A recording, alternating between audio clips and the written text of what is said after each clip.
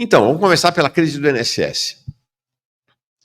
A fraude do INSS, como eu disse, a nossa manchete, já supera nas redes chamadas mensageria, WhatsApp, Telegram e Discord, os debates sobre saúde de Bolsonaro, anistia e taxação do Pix. Sobre saúde de Bolsonaro e anistia, nesse caso, interessa menos. O que interessa, de fato, é a relação da crise do INSS com a questão da taxação do Pix. E aí a figura, de novo, é o Nicolas Ferreira. Ele foi a figura na crise do Pix e é, de novo, uma figura central na crise da... Todo mundo lembra da repercussão que teve o tema do Pix. E esse figura abjeta aí, uma das principais lideranças da extrema-direita, o Nicolas Ferreira, que teve um papel crucial lá atrás na crise do Pix. Agora está tendo de novo na crise do INSS. Veja aqui, olha, quando você compara o impacto da fraude do INSS versus taxação do Pix, então, no volume de mensagens nessas três redes de mensagens, WhatsApp, Discord e Telegram, o volume é muito grande. Aqui, então, é um comparativo dos primeiros 15 dias, então, desde a primeira menção, do caso da taxação do Pix e da fraude do INSS, até o 16º dia, tá? Então, do dia 0 ao dia 16, então, nesses primeiros 15 dias. O número de mensagens relativas ao INSS chegou a 3.600.000, enquanto o número de mensagens relativamente ao Pix, 1.100.000. Portanto, 2,6 vezes maior a crise do INSS do que a crise do Pix. E aí, quando a gente vai olhar outros temas deste período, então aqui você tem, eles pegaram 3 temas, INSS, saúde do Bolsonaro e o tema da anistia. Então dá para ver que o INSS de fato, é disparadamente a crise de maior repercussão. Olha a saúde de Bolsonaro lá em azul, lá embaixo. E o tema da anistia, mais embaixo ainda.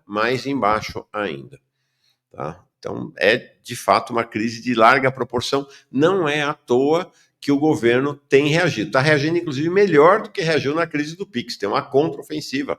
O presidente Lula o tempo inteiro falando que a culpa é do Bolsonaro, tendo que a crise começou com o Bolsonaro. Não é bem assim. Na verdade, a fraude começou em 2016, logo depois da posse do Temer, tá? E explodiu em 2022, último ano do governo Bolsonaro, depois nesses 2 primeiros anos do governo Lula, 2023, 2024. Então, e aí a decorrência? Bom, isto é nas redes.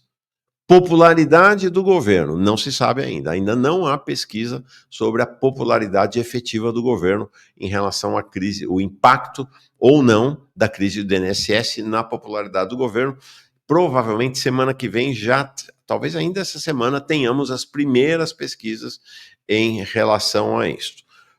O fato é que o tema continua no Congresso também, está uma queda de braço entre o governo e a extrema-direita e parte do Centrão para instalar CPI ou não. Na verdade, CPI ou na Câmara ou CPMI, uma comissão mista do Congresso Nacional. Na Câmara, Hugo Mota está sinalizando que vai sentar em cima do pedido, que vai pegar... A rigor, o presidente da Câmara pode furar fila, mas não vai furar fila, está sentado em cima, não deve sair. Então, a oposição ao governo, tanto dentro do Centrão quanto na extrema-direita, correu para tentar uma CPMI, uma comissão parlamentar mista de inquérito, e ontem conseguiram as assinaturas para a CPMI com apoio expressivo da base do governo. Então você teria necessidade de 27 senadores para viabilizar o pedido de CPMI. 36 assinaram. Você precisaria 171 deputados, 223 assinaram Metade desses deputados, 126, é do Centrão, é da base do governo, são dos partidos da base do governo, assim como foi na votação no caso da tentativa de suspensão do processo lá no INSS, né? Na verdade, até mais do que a metade, né? Não, é um pouquinho menos do que a metade, 126. Então, vejam aqui como é que tá, e aí tem um agravante nesse caso, tá? Não teve lá na questão do STF e do processo contra os golpistas, mas aqui tem. Primeiro, foram 39 parlamentares do União Brasil, 28 do PP, 24 do Republicanos, 20 do PSD e 15 do MDB.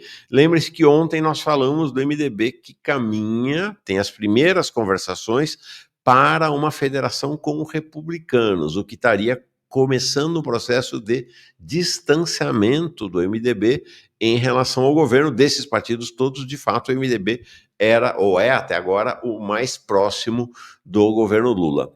O que está agravado agora, que não teve isso no caso do STF e da tentativa de suspensão do processo no STF, é a presença de parlamentares do PSB de maneira expressiva.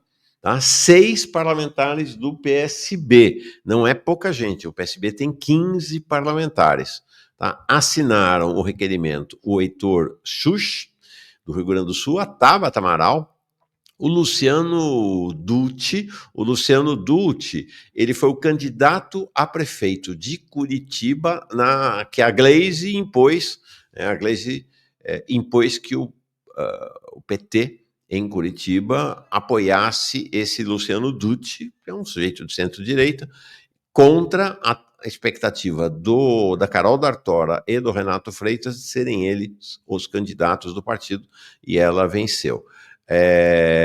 Então, Luciano Dutti, o Duarte Júnior, que é um parlamentar da ala esquerda do PSB, e os senadores Flávio Arnes e Chico Rodrigues, esses dois da ala direita do PSB. Então, temos aí não apenas a base do governo do Centrão, mas a base do governo também, né, na centro-esquerda, do PSB.